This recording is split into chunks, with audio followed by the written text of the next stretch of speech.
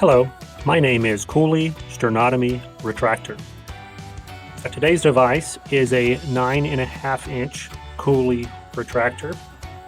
In particular, that is referencing the retractor spread. So we're talking about from here to here the spread of the arms itself. As you notice, the handle on this device is not inserted, and I have that off for a reason today because I want to reference a very important inspection point for these devices. Oftentimes you will get complaints from the user in the operating room or in the emergency room regarding any kind of chest retractor.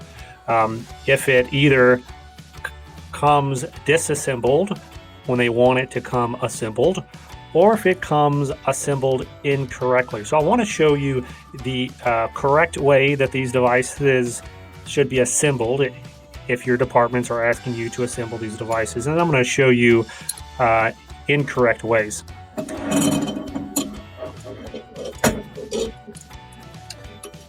Now the first incorrect way, I'm not going to do this all the way on, but as you can see, I've got the handle of the retractor to retract underneath the blade itself. So if you imagine that this blade was laying down on the patient, the clinician would have to ratchet this upside down. Now obviously this should be inserted on the top of the retractor as you're assembling, okay? So that's one of the errors, is if you put that handle, that ratchet handle, upside down. Now the other error, and I'm going to show you as I do this, is to put the blade on incorrectly. And I'm going to close this all the way together so that you can see what this looks like. All right, so you can see there, obviously these two blades are going to be mismatched. Now it does close, and if we put the handle on here on the other end, this would insert correctly, but as you would see, this would not be able to retract, okay? So let me show you what this looks like correctly.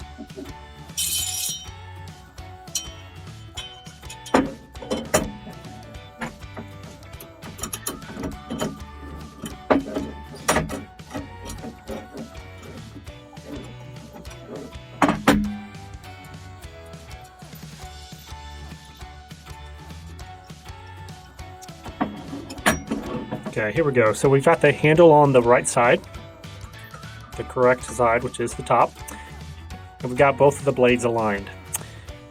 As you do with all of your inspection of medical devices, you're going to be looking for any residual debris, anything that has a ridge like this bar here. You're going to want to inspect that very closely.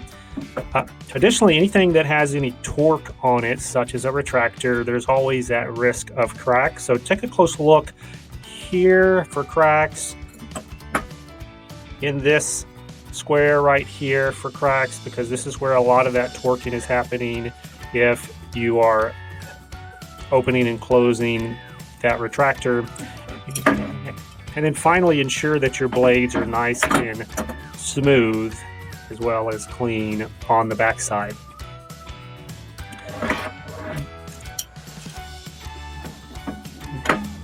One final point about the variations for these Cooley retractors: they go all the way from neonatal, very small pediatric retractors, all the way up to very large retractors, obviously because there's all kinds and all sizes of different patients.